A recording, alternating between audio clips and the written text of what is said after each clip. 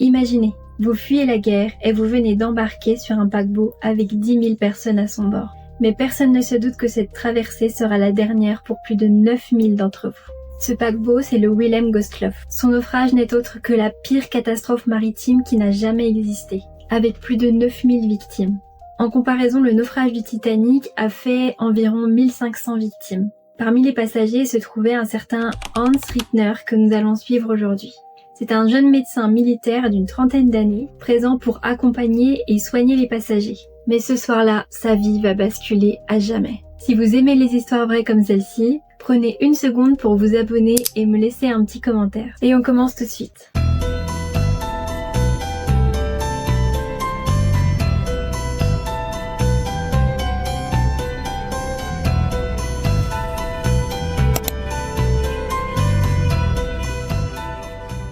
Nous sommes le 30 janvier 1945.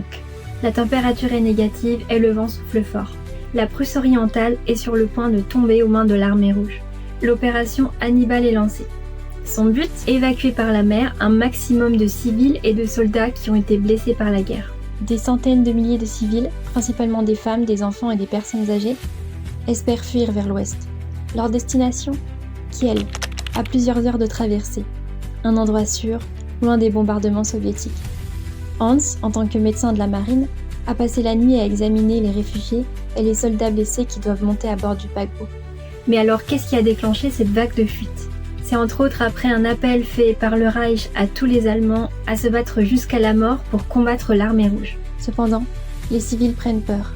Ils ont entendu parler du massacre de Nemmendorf, au cours duquel l'armée rouge a tué entre 20 et 30 personnes allemandes il y a 3 mois. Un vent de panique se lève. L'hiver est glacial, avec des températures avoisinant les moins 20 degrés. C'est la pagaille. Tout le monde emprunte les mêmes routes, et les militaires nazis poussent même des charrettes de civils dans les fossés pour passer et s'éloigner des conflits. Des familles entières fuient cette guerre. Certains, avec une dizaine d'enfants, ont pris la mer sur de petites embarcations le long de la côte baltique et risquent plus la noyade que de réussir à survivre. Voilà pourquoi l'opération Hannibal est déployée et a pour but d'évacuer la population. Tout le monde ne réussit pas à monter sur le paquebot, et le nombre de passagers n'est pas très clair. La liste officielle des passagers est de 6050, mais en réalité c'est le nombre de ceux qui ont réussi à obtenir un laissez-passer et un permis officiel pour monter sur le paquebot. Mais dans les faits, ils sont beaucoup plus. Des milliers de civils ont réussi à passer les portes de force et le personnel de la marine les ont laissés passer. Une certitude, il y avait plus de 4000 enfants et adolescents sur le paquebot. À cette époque, la mer Baltique est dangereuse. De nombreux sous-marins soviétiques patrouillent les mers. Et retenez bien ça, dès le début du voyage du Willem Gustloff, 3 sous-marins sont signalés et jugés sans danger pour le paquebot. 12 des 22 canaux normalement prévus sont déposés sur le pont. Et les moteurs reprennent vie après plusieurs années sur le quai. Ça fait des années que le bateau n'a pas bougé. Il manque des chaloupes et des gilets de sauvetage, mais peu importe, il faut partir. La plupart des passagers sont silencieux, décharnés, affamés, les yeux cernés. Malles et coffres en bois les accompagnent tous, mais aucun autre bagage n'est autorisé à bord. Seulement des vêtements de rechange, des photos de famille, des bibles et autres souvenirs. Au début, raconte Hans, nous pouvions loger des familles dans les chambres, les femmes enceintes dans le dispensaire. Mais maintenant, toutes les cabines sont pleines, et les matelas s'entassent d'un mur à l'autre dans les couloirs et les salons publics. Même la piscine a été réquisitionnée pour y installer les dortoirs des jeunes filles de la marine Elferin. Également, le bateau n'est pas très bien protégé. En effet, il part avec un simple escorteur dont l'hydrophone permettant de capter les sous-marins alentours ne fonctionne pas. Ça commence mal. Après 3 jours entiers à faire monter les passagers sur le bateau, le Gustloff large ses amarres, avec environ 10 500 personnes à son bord, sous une température de moins 14 degrés. Le bateau prend la voie principale, toute lumière allumée, malgré le danger. Malgré l'inquiétude, ils descendent se reposer, croyant que cette traversée les mènera en sécurité vers l'ouest, à travers la Baltique. Mais alors, quel est ce bateau hors du commun sur lequel les passagers sont montés ? Le Willem Gustloff était à la base un bateau de luxe allemand créé dans les années 1930 pour la Force par la joie, une organisation nazie qui proposait des voyages de loisirs pour les ouvriers allemands afin de promouvoir la culture et l'idéologie du régime. Il porte le nom d'un activiste pro-nazi assassiné en 1936 par un étudiant juif, et c'est Adolf Hitler qui décide de nommer le bateau en sa mémoire. Il était là, lors de l'inauguration du bateau, accompagné de la veuve de Gustloff. Mis à l'eau en 1937, il mesure 208 mètres de long sur 24 de large. Il a été conçu pour accueillir 1500 passagers et 400 membres d'équipage. Le but était de faire des croisières de loisirs abordables pour les ouvriers. Avec le déclenchement de la Seconde Guerre mondiale, il fut réquisitionné en hôpital flottant en 1939, avant qu'il ne devienne ce navire de fuite improvisé que nous abordons aujourd'hui. Information importante, lors de la traversée, le paquebot ne possède pas de croix rouge sur sa coque qui aurait pu indiquer qu'il soit un bateau hôpital. Il possédait également des canons anti-aériens, ce qui faisait de lui un bateau militaire. Hans monte à bord, n'entendant plus les cris des gens à terre suppliant de les laisser monter. Le bateau est bondé, il n'y a plus de place. Sur le pont, 5 hommes discutent. Il y a le capitaine principal, 2 autres capitaines, un second, ainsi que le commandant de l'escouade des sous-mariniers, ayant sous ses ordres près de 1000 marins sur le bateau. De vives conversations ont lieu sur l'itinéraire à emprunter. S'ils longent la côte, ils sont davantage en sécurité contre les sous-marins. Mais attention, il y a des mines. Sinon, ils peuvent prendre un chemin en haute mer, où les mines sont plus rares, mais où les sous-marins peuvent facilement rôder. C'est la voie la plus rapide. Les élèves sous-mariniers doivent arriver vite. Le capitaine choisit donc ce deuxième itinéraire. Pourtant, un homme n'est pas d'accord. Il s'agit du commandant de l'escouade des sous-mariniers. Il souhaite que le paquebot suive une route proche de la côte, en éteignant ses lumières, mais il n'est pas écouté. Les autres hommes ont peur de heurter d'autres bateaux allemands sur cette route qui peut être fréquentée. Ils avanceront feu de navigation allumé, en violation de toutes les règles. Hans monte à la cabine du pont supérieur de la promenade pour se faire enregistrer, avec 3 autres médecins. L'un, un bon ami, ouvre une bouteille de champagne, et chacun boit un coup. Puis Hans les quitte pour se rendre sur le pont des embarcations. La nuit est presque tombée. Il remarque les lanternes rouges et vertes qui illuminent le bateau comme un sapin de Noël. Le bateau est visible, bien trop visible. Hans apprend de son ami médecin qu'un jeune garçon vient de naître au dispensaire. Fatigué, il enlève sa cravate et ses chaussures et s'endort sur sa couchette. Soudain, 3 détonations le réveillent en sursaut et font trembler le navire qui se retrouve plongé dans le noir. Le bateau tangue, si bien qu'Hans se retrouve projeté contre le mur. Mais il ne s'inquiète pas. Il pense que le bateau a touché une mine, souvent présente dans ces zones. Le bateau est imposant, l'eau ne doit pas être très profonde dans cette zone, 10 mètres au plus. Il touchera le fond mais ne coulera pas. Mais en ouvrant la porte, il se rend compte du chaos. Tout le monde crie et pleure. Il est 21h15. Le générateur a pris le relais et la lumière revient. Hans s'habille et glisse un petit pistolet dans ses poches. Il tâtonne pour garder l'équilibre alors que le bateau commence dangereusement à pencher. Lorsqu'une vieille dame s'agrippe à son bras pour lui demander si le bateau va couler, il lui répond « Bien sûr que non. Et même si nous coulons, les canaux de secours arriveront immédiatement et nous sortirons du naufrage. » Ce qu'Hans ne sait pas, c'est que ce n'est pas une mine qui a touché le bateau, mais 3 torpilles sous-marines. Le navire avait été repéré par le sous-marin S-13, commandé par Alexander Marinesco, en mission pour stopper tout bateau allemand. Une frappe le quartier de l'équipage, la seconde sous la piscine, tuant les auxiliaires de la marine. La 3e a touché la salle des machines. Tous les occupants du pont inférieur sont morts en quelques secondes. Il faut se dépêcher. Dans moins de 45 minutes, le paquebot sombrera au fond de la mer Baltique. Hans monte sur le pont avec son ami médecin. Il fait froid et le vent est glacial.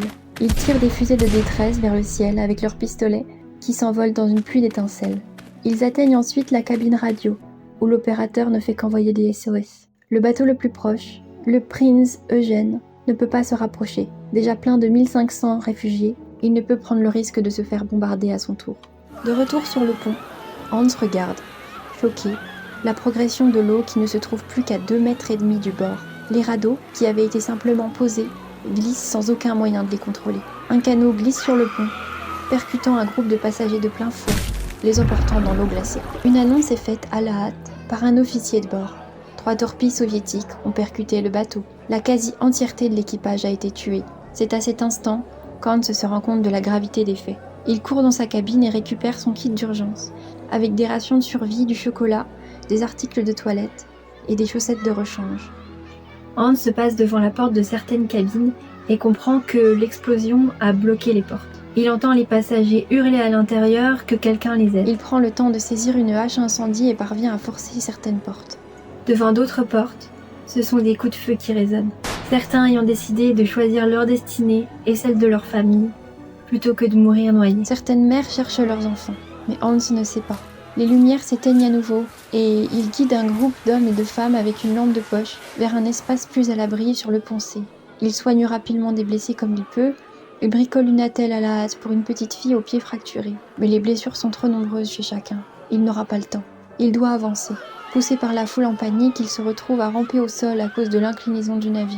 Il chute et peine à avancer, puis il pense à la mort. Étrangement, il n'en a pas vraiment peur. Ça n'arrive qu'une fois dans une vie, c'est vraiment une expérience, se dit-il. En essayant de se hisser, Hans s'accroche sur ce qu'il pense être une corde. Mais c'est en réalité la tresse d'une femme. Elle hurle de douleur et Hans se trouve avec des morceaux de mèche de cheveux dans les mains. Autour de lui, des scènes sont déchirantes. Une mère essaie de rassurer son enfant en lui chuchotant que tout ira bien.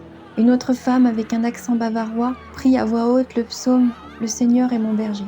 Quand Hans atteint enfin le haut de l'escalier, le bruit de l'eau qui envahit les cales est devenu si fort qu'il couvre les cris des passagers. Le navire s'enfonce de plus en plus par l'avant. L'air devient irrespirable, saturé d'une odeur de gaz carbonique, provenant probablement des systèmes d'extinction du navire. Sa fuite débouche sur le pont inférieur. Là-bas, la vue sur l'extérieur est complètement sécurisée par des vitres en verre tellement épaisses qu'elles sont imbrisables. Hans le sait, il ne faut pas rester là. Lorsque l'eau montera, ils se retrouveront complètement piégés. Mais l'ordre est donné aux passagers de ne pas sortir. S'ils se précipitent sur le pont des embarcations, le bateau risquerait de chavirer sous le poids. Ils ne peuvent que regarder l'eau s'approcher sous leurs pieds, serrés les uns contre les autres. Hans, malgré l'interdiction, se fraye un chemin et emprunte une échelle jusqu'au pont des canots. Là, il aperçoit un visage familier. C'est Karl, son ami médecin. Il l'appelle, mais Karl ne le regarde pas. Il franchit la rambarde sans un mot et disparaît dans la nuit. Il est alors environ 22 heures. La sirène du navire hurle sans interruption. Elle est assourdissante. Les gens se cramponnent à tout ce qu'ils peuvent, implorant de l'aide. Le vent emporte les chapeaux. Les visages sont figés dans la terreur.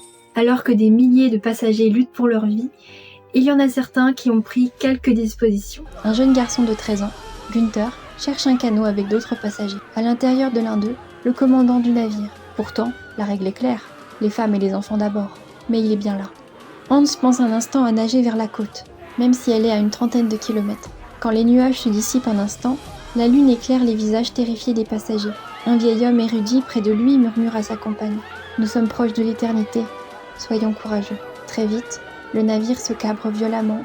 Le mât semble tracer un arc dans le ciel. Puis brutalement, l'eau monte à la poitrine de Hans. Le bateau vient d'être englouti.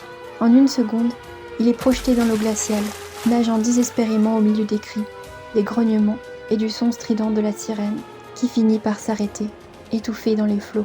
L'air est à moins 20 degrés, l'eau est glaciale. À cette température, la plupart des passagers meurent en quelques minutes. Hans, lui, est happé par les vagues et attrapé par la gorge par d'autres naufragés paniqués. 2 fois, il est tiré sous l'eau au bord de l'épuisement, mais parvient à se libérer et à remonter. Quand il refait surface, le Wilhelm Gustloff a déjà disparu, happé par la mer. Autour de lui, il ne voit que des corps ballottés par les vagues. Dans l'obscurité, il réussit à s'attacher à un petit radeau, mais il est déjà bondé. Ses mains sont gelées, il ne peut plus plier ses doigts. La mer est si violente que le radeau menace de sombrer sous le poids. Des naufragés crient, se griffent, vomissent l'eau salée et l'huile avalée. Hans comprend qu'il mourra s'il reste là. Il aperçoit au loin la silhouette argentée d'un canot de sauvetage. Poussant ses dernières forces, il se jette dans l'eau glacée et nage seulement avec ses bras raides et engourdis. Contre toute attente, il parvient à s'agripper au bord. Une petite fille d'environ 10 ans est déjà accrochée au canot. Hans lui demande doucement de se pousser pour qu'il puisse monter et il l'aidera à son tour. L'enfant obéit. D'un mouvement maladroit, il parvient à rouler son corps dans l'embarcation. Le canot est presque rempli d'eau et déjà occupé par une douzaine de survivants, figés dans le froid et le silence. Il aide ensuite la petite fille d'une dizaine d'années à monter, dont les cheveux raidis par le gel lui donnent une vision presque irréelle. Elle lui demande à plusieurs reprises où est sa mère, mais Hans n'a aucune réponse à lui donner. Les passagers, glacés et immobiles, semblent déjà être des cadavres assis. Hans lui-même se demande s'ils ne sont pas déjà tous morts, tant le silence est profond, seulement troublé par le vent et les vagues. À un moment, il observe une femme assise près de lui. Lentement et sans un bruit, elle s'effondre dans l'eau glaciale qui emplit le fond du canot.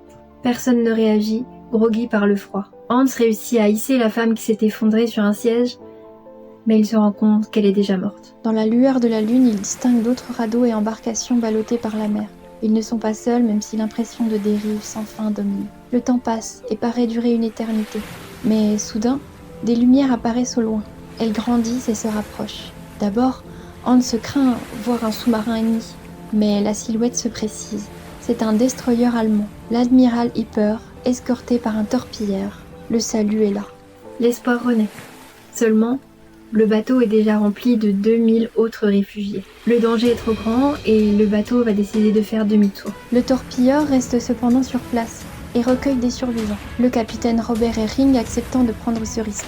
Il racontera plus tard avoir croisé sur son bateau le capitaine du Gustave et le commandant des élèves sous-mariniers, tous les deux entièrement secs.